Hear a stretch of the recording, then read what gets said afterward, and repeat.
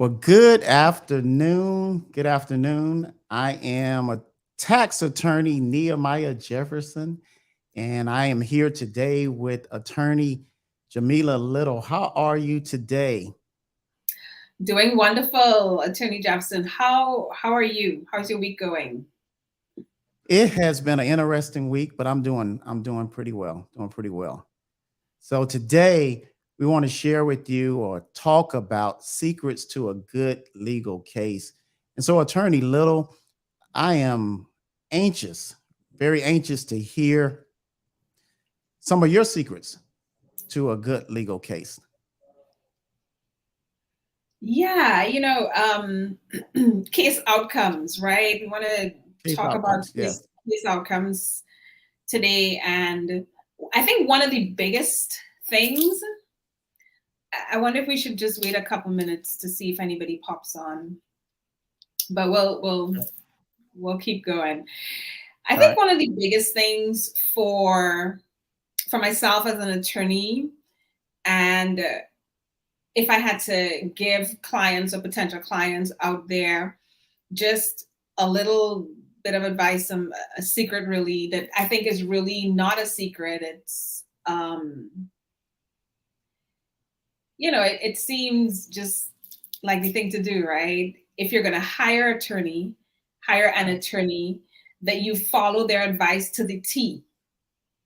Indeed. And I think that this is something I wish we had some of our attorney friends out there who could probably chime in and say sometimes clients they don't listen. And I don't know if you've had experiences like that. I will not say all clients though, because I've had clients who were very, very intentional in Right. the things that they did because they were things that I said to do. And, most of them have good case outcomes. So I think that's a secret, right? Right. If you're going to hire an attorney to work on one of your cases, then you really should listen to what they have to say, take their advice. If you're going to pay for it, you might as well take it, right?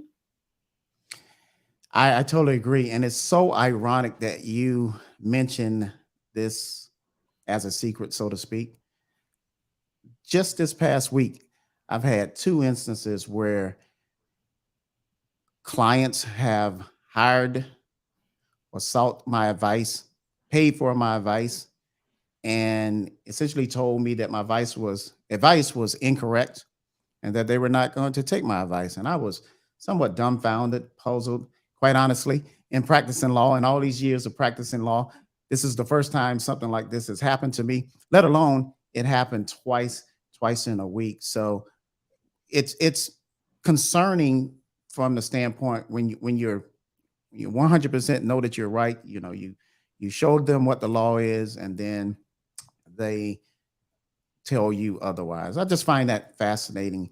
And obviously, because you have had situations, you've seen the outcomes of what happens when people fail to take your advice, or when they don't follow or conform to the law, or when they find themselves in certain situations. You know what the outcome is, and it's Right. it's sometimes disheartening to see someone go down a path that is not right, and you try to help them, but then it doesn't happen for whatever reason. So it's definitely concerning or disheartening at times, because we all want the best outcomes for our clients. And we're not cheap, quite honestly, at times. And so you want to make sure that you're delivering good value, good service. And like I said, it's disheartening when someone doesn't take your advice that you know to be correct. Yeah, I totally agree. It's not only disheartening, but I think at some point it becomes a conflict, especially depending on what the client or potential client is actually doing. And for us as attorneys, it then becomes our duty to remove ourselves or to withdraw from that case. So you might find a Absolutely. situation, yeah, you might find yourself in a situation where you're telling a client to do something or not to do something, maybe to refrain from doing something, and they are basically just on their own. They're just doing what they want to do, right? They're Yeah, just out there on exactly. their own, right? Um, so yeah, at that point, especially if it's something that creates um, professional ethics conflict, Sure, sure. we have to withdraw. We have to withdraw, Right. and it could become an issue for us if we decide to stay. Sure. Um, And I've had to withdraw. And sometimes, on federal cases, the stakes are extremely high in some of these cases out, on the federal level, for at least for me, on the federal level, some of these cases, you know, the advice taken or not taken in some of these cases can really, really be the difference between, something really serious from a civil standpoint, as well as from a criminal standpoint. And I specifically remember a case where on a federal level where I found myself in disagreement or in conflict after giving advice to a client, and the client just flat out say, "Hey, I don't want to do that. I want to, I'm just not going to take your advice." And so obviously I had to withdraw from the case. So yeah, that's a good point, and it happens. It does come up. right. And I don't want to, just go all gloom and doom. Maybe talk a little bit about the opposite, because for the most part, I do have, I do have good clients who they would take your advice. They come to you for help. They sought you out for help, and they would take your advice. And I remember one case that I did just quite recently, and as you know, one of my practice areas is immigration. I had a client who was being detained, somehow found themselves in a criminal matter, and this is somebody who is an immigrant.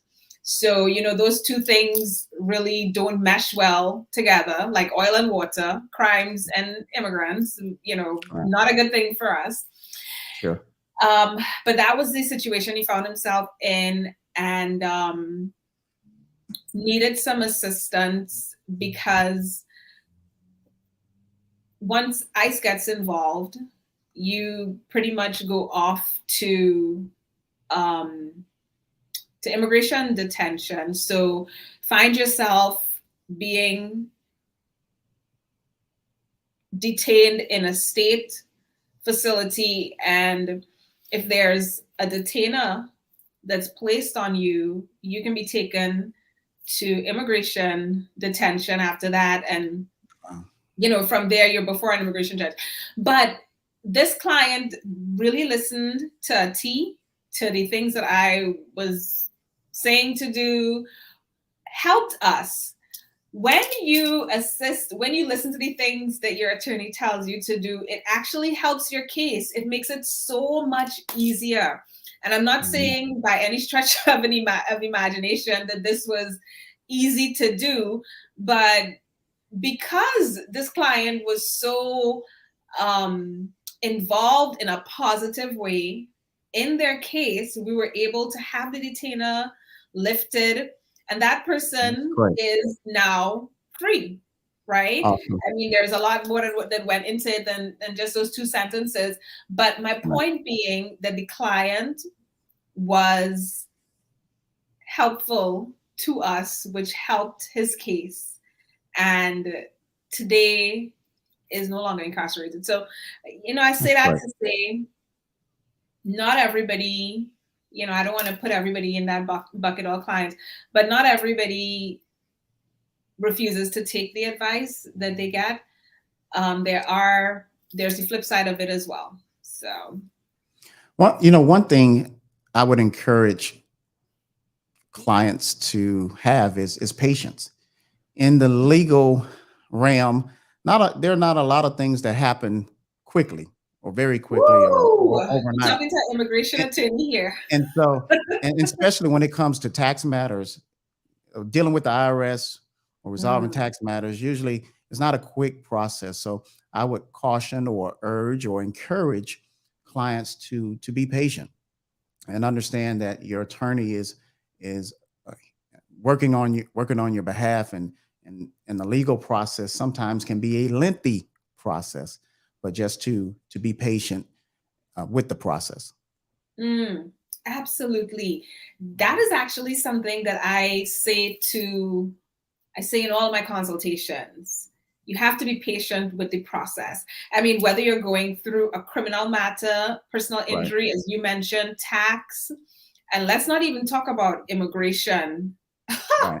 you Right. know, I mean, for the past few years, that was all over the news, and we know I mean, I think I could get on a whole soapbox about it, but our immigration Right. system needs to be dismantled and rebuilt. We need a redo. Please Absolutely. give us a redo.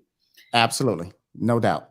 So when you talk about delays, yeah, you just really have to be patient with the process and Right. trust that we're working. And if we could make the government go faster, we would. But Right. not very many people could do that. So, you know. And patience, one of the things as it relates to patience is that we have to all keep in mind, from our standpoint, or either from the client standpoint, is that we're human beings. We're Right. not perfect, but it's important, I think, that we all have a heightened sense of humanity, that we need to be kind to one another, treat people the right way, and or really treat people the way we would desire to be treated. And so I think if we have a servant leadership or a servant mindset on both sides, then I think we have better overall working relationships as it relates to attorneys and clients. Absolutely. And I think there's so much to be said about being, that sense of servanthood, that Right. you're here to serve your clients. You're here to help them over the obstacles to get from point A to point B, to get to where they need to go, and to do it with a heart of humility and kindness.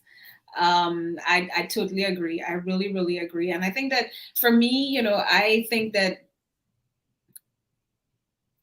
my clients, because of the practice areas that I do, are, they're people who are really needing assistance. I mean, obviously, your clients as well. But I think that when I look at the average client who would come through our doors or call us on the phone, they really, really, really need help. So you have to approach the situation and all cases Right. from a point of kindness, Absolutely. compassion, Absolutely. and the desire to serve and to see the best outcome for your clients. And it really warms my heart when I can take a client from a really bad situation and turn it around for them in a way that will benefit not only them but their families, and they just see such a difference and they have a positive perspective moving forward. Yes. Well, let me step back for a minute, or step out of the more corporate counsel conversation. And one thing clients need to understand about many attorneys, and I can't speak for every attorney, but I can certainly speak for myself, is that we're not trying to lose. We're actually trying to win. And I personally want to win every time I step into a legal situation, or every time that a client comes to me. We're talking about getting a good outcome, or getting a good case outcome. We're trying, we measure success in many different ways, but we're trying to win. And so that's one thing that I certainly want clients to understand, that we're trying to win. We're trying to get the best outcome for you each and every time. Again, I can't speak for every attorney, But there are many attorneys. We have, I mean, quite honestly, we have somewhat of a competitive spirit. I have a competitive spirit. I have a competitive mindset. We have, some of us have big egos, some of us have small egos, but I think for the most part, we're oftentimes trying to win, especially when we have a trial, especially when we are trying to negotiate. We want to feel like we have been successful. So hopefully that passion, not only the desire to serve, but hopefully the passion to win and get the best outcome for our clients. Hopefully that shows as well. Yeah. Agreed, 100%. I couldn't agree more. I think that's something, and hopefully it comes across to our clients that we're Right. definitely working for their best interests. We want to win. Their win is our win, Absolutely. definitely. So, Absolutely. yeah. Well, I don't know if there's anything else you want to add today. Those Um, who are watching or those who were viewed, please like, please share, please get in contact with us with your questions. Please, by all means, share your comments. And if there's anything that you want us to talk about or anything that you desire to know, we would love to share that information with you. And that's part of us. I can speak for myself, and then I probably speak for Attorney Litter as well. We would like to believe that we have servant hearts, and so we desire to help people because we understand that's a good thing when we're able to do something for somebody else. Absolutely. And I agree. If there's questions, comments, definitely leave them below these videos for us. We'll come back and circle back and follow up with you guys. But meet us here. So we're trying, I know we have busy schedules, but we're going to try to be here every Thursday afternoon between 5 and 6. So, catch us here and join the conversation, ask your questions, and let's just build community. All right. All right. Well, good seeing you. Good talking with you. You have a Always. wonderful evening. I know my day is not finished quite yet, but we'll do this again real soon. All right. Thanks for joining us. Bye, All right. everyone.